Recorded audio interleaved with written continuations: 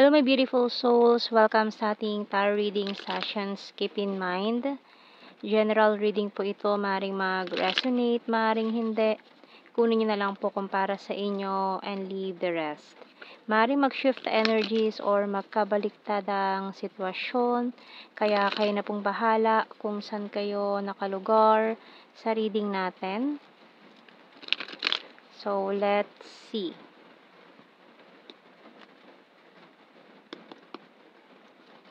So, we have here the Eight of Pentacles and the Karma or the Judgment card. Seven of Wands and the Ace of Pentacles. Seven of Cups and the High Priestess. The Sun and Page of Swords. So, yung bottom card is the Knight of Wands. Okay. So, may monitoring spirit dito. Monitoring spirit. So, itong taon to ay nag-i-stalk sa'yo ngayon. Nakamasid yan sa'yo eh. Para siyang monitoring spirit na pakalat-kalat dyan ng energy sa iyong paligid. So, nag-i-stalk yan. Maring Leo Pisces energy. Ayan. Itong taon to, ginawa ka na niyang option before. Maring tinanggihan ka niya or hindi ka niya pinili. Kasi mukhang nasa option ka lang niya pero may iba siyang pinili before.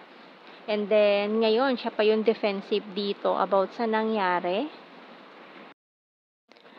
So, tingnan natin. Sa ating mga signs and symbol cards.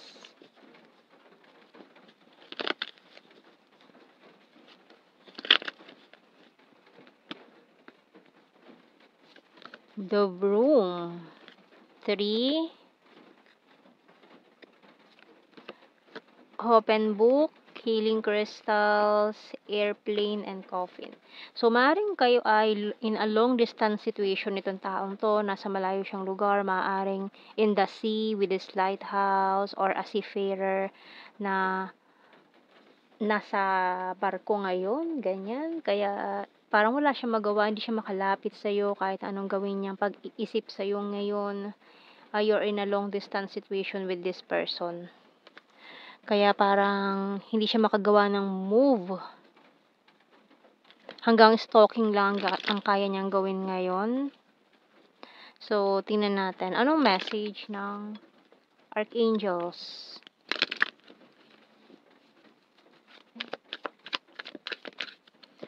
So, we have here Compassion by Archangel Zadkiel. Soften your heart with respect to this situation and all the people involved, including yourself. So, don't be hard on yourself, no?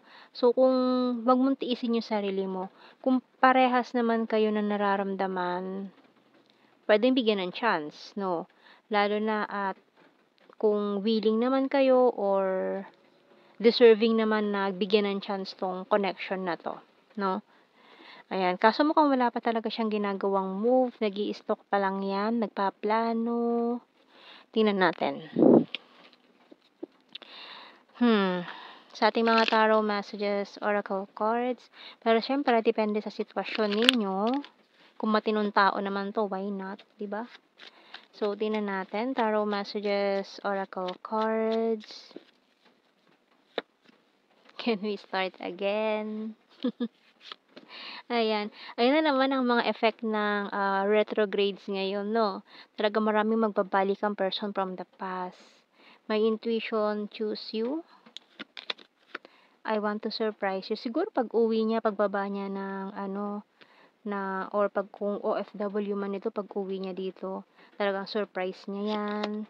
Moving forward, it's a disaster.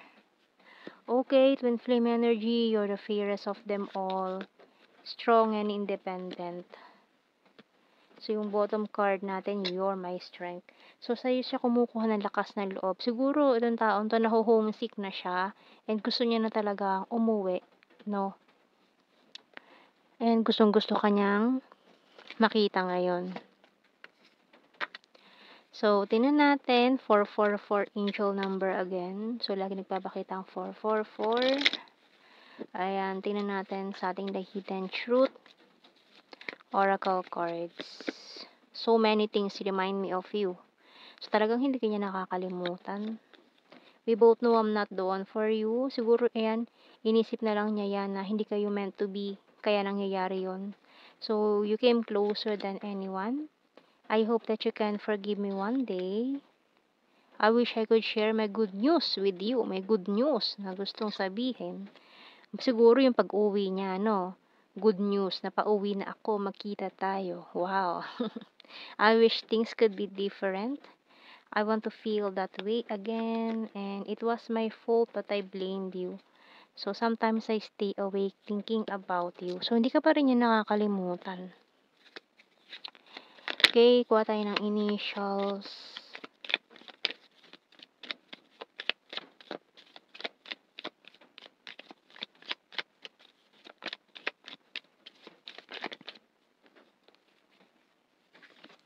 SAR UCZXQV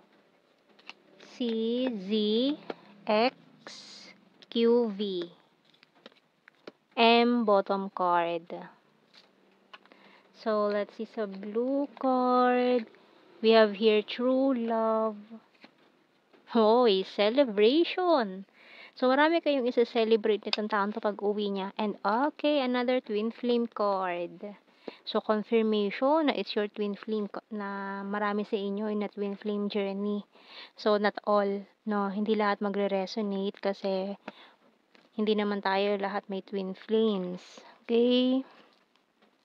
And tingnan natin sa general signs and the messages.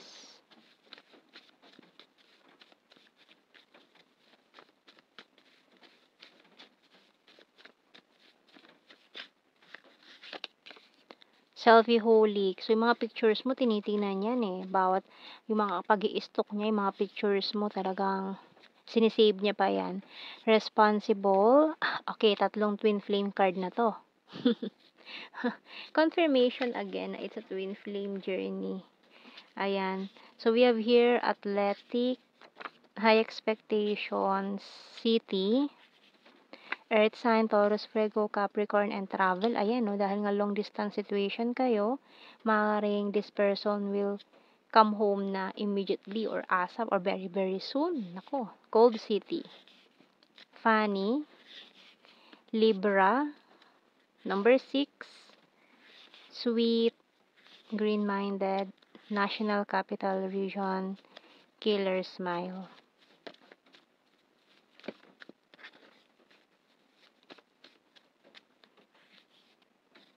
Number 2 and fantastic friend. Maaari magpunta daw kayo sa beach, pasyal-pasyal. January, Aquarius and food lover. Mountain card, Mindanao. Oh, layo. Okay. Present lover, February, intelligent, and flower farm.